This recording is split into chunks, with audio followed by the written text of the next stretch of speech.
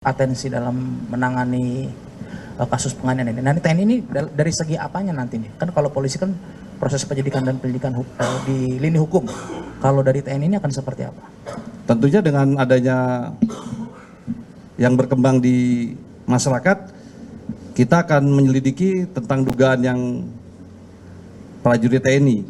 Sehingga harapannya ketika nanti ini akan kita lihat perkembangannya dan akan kita sampaikan kepada kawan-kawan wartawan.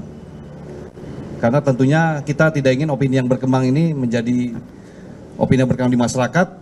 Harapannya ini akan kita sampaikan kemudian.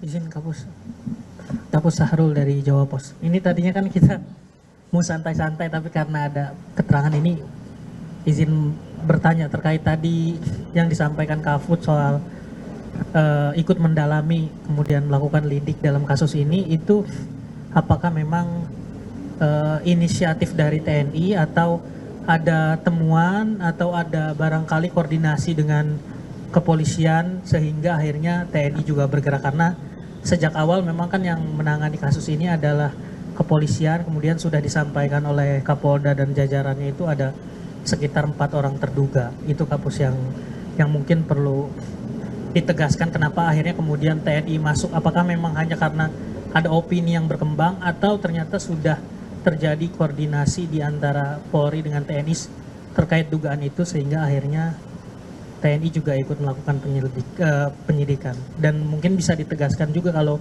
penyelidikan ini dilaksanakannya oleh POM TNI di Puspom atau POM Angkatan Pomad mungkin, atau Pomau atau Pomal. Terima kasih Kapus. Terima kasih. Jadi semenjak adanya kejadian ini, kita TNI segera merespon dengan melakukan penyelidikan secara internal terhadap adanya opini yang berkembang di masyarakat. Karena tentunya sekali lagi TNI bekerja secara profesional dan transparan. Kita akan nanti lihat hasil daripada penyelidikan internal yang kita lakukan.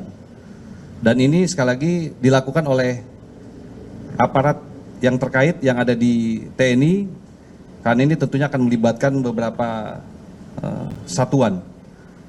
Karena kita ketahui dengan adanya penyelidikan internal nanti yang kita lakukan, itu akan kita lihat nanti bagaimana hasilnya terkait dengan opini yang berkembang di masyarakat itu. Itu yang